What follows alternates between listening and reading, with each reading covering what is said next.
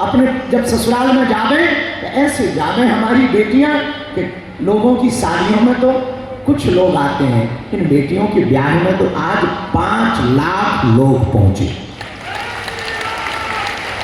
सुबह से लेकर सायंकाल तक, कल रात्रि से लेकर अभी तक जो मोबाइल सिग्नल के द्वारा डाटा निकलवाया गया, तो लगभग में कल रात्रि से लेकर अभी तक 5 लाख लोग बेटियों की घराती और बराती बनकर के पहुंचे। जहां सामने में भंडारा, भंडारे में भी चमचम, जलेबी, हमने अपने समधी समधन के लिए रसगुल्ला बनवाए, कड़ी, रबड़ी, हाँ रबड़ी भी थी, हाँ भूल गए, समधनों के लिए हमने रबड़ी बनवाई, क्योंकि हम तो अविवाहित हैं, तो हमारे तो आगे पीछे कोई है नहीं है, और अविवाहित बाप की 251 समधी समधन है। अब वो बात अलग है कि दामाद नहीं लाए होंगे, तो हम सब बहुत प्रसन्न हैं इन सब के आने के बाद हमारी इन बेटियों को खूब आशीर्वाद मिले। और पूरे देश को हम यही कहना चाहते हैं, हमने जो अपनी बहन के विवाह में दुख भोगा है, कृपा करके आपसे प्रार्थना है, नारायण मंदिर में तो है, पर अगर नारायण को तुम्हें प्रत्यक्ष देखना है तो तुम नर सेवा करना प्रारंभ करो। अगर तुम नर में भगवान को नहीं देख पाए, मनुष्यों में भगवान को नहीं देख पाए, तो मंदिर में का भगवान तुमको दिखना कठिन है। अगर तुम जगत में परमात्मा को नहीं देख पाए तो जगदीश का दिख पाना तुम्हारे लिए कठिन है। इसलिए हमें लगता है भगवान का मिलने का सबसे सरल रास्ता यही है, जिसकी जितनी सामर्थ्यता हो। जब राम सेतु बन रहा था तो राम सेतु में सब बड़े बड़े बंदर पत्थर लेकर के जा रहे थे, पर एक गिलहरी एक मुंह में जो है अपने मुंह में छोटा सा रेत का कण भर करके ले जाती और जाकर के दोनों पत्थरों के बीच में डाला और फिर वापस आती। हनुमान जी नाराज हो गए, अरे गिलहरी तू बार बार यहाँ वहाँ भागती है, कहीं किसी का पैर रख जाएगा, चिपल जाएगी, मर जाएगी, भाग इधर से। गिलहरी दोनों हाथ ऐसे खड़े करके चीची चीची करती हुई खड़ी हो गई। बोले महाराज तुम सेवा कर रहे तो क्या हम नहीं कर सकते? आप भी राम जी की सेवा में लगे तो हम भी तो लगे, हमें भी तो सेवा करने दो। हनुमान जी बोले तू क्या खाक सेवा कर रही, शरीर ही नहीं है, कौन सा पत्थर उठाएगी? अरे बोले हम महाराज पत्थर नहीं उठा पाते हैं, पर रेत तो उठा लेते हैं। हनुमान जी बोले तो रेत का क्या करेंगे, कहीं रेत से पुल बनता है? तो दोनों हाथ उठा के गिलहरी पता है क्या बोली? बोले तुम पक्के पागल ही ठहरे, है तो शरीर तुम्हारा बहुत बड़ा, पूंछ बहुत लंबी है, पर बुद्धि तुम्हारी बहुत हल्की है। हनुमान जी बोले हमें हल्को बता रही? गिलहरी बोली बिल्कुल। बोले कैसे?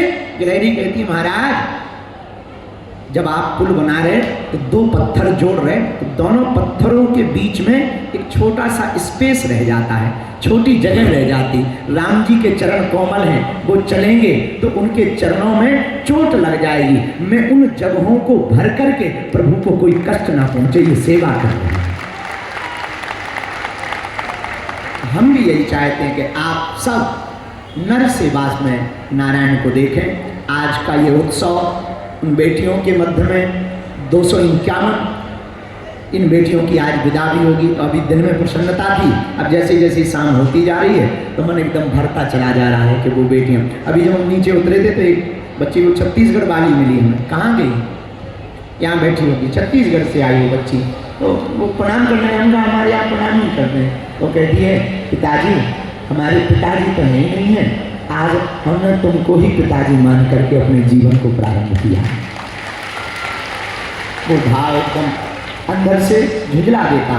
251 बेटियों में एक वो भी बेटी है, माता पिता दोनों कोरोना में मर गए, दोनों बहनें बची हैं। बड़ी बहन मंद बुद्धि की है, छोटी बहन थोड़ा सा समझदार है, मजदूरी करके बड़ी बहन का पेट पाला और उसे पता लगा कि बागेश्वर धाम से शादियां होनी है, तो उसने खुद आके अपनी बड़ी बहन की शादी तय की, खुद की शादी तय की और फार्म जमा किया।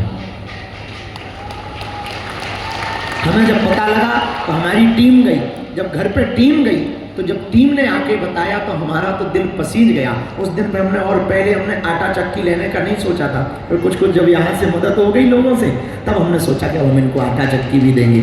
और उस बेटी का जब हमने घर के बारे में पूछा तो पता लगा जब हमारी टीम गई तो उनके पास चाय पिलाने को कप नहीं थे उस बच्ची के पास, वो पड़ोस से उधार मंगा के लाई तो उसने चाय पिलाई। और जब वो कार्ड देने आई तो एकदम ऐसा कार्ड लेकर के आई मानो हमने पूछा ये कितने कार्ड छपवाए? बोले गुरुजी 5 VIP कार्ड छपवाए।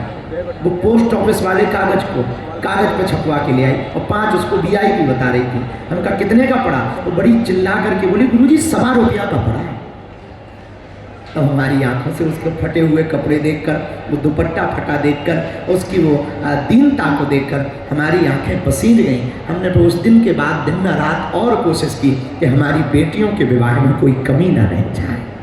हमारी बेटियों, जितने भी यहाँ बेटी खड़ी हैं, हमारी बेटियों, और आज तुम नव दाम्पत्यमय जीवन में जा रही हो, आज से तुम्हारा घर बागेश्वर धाम है।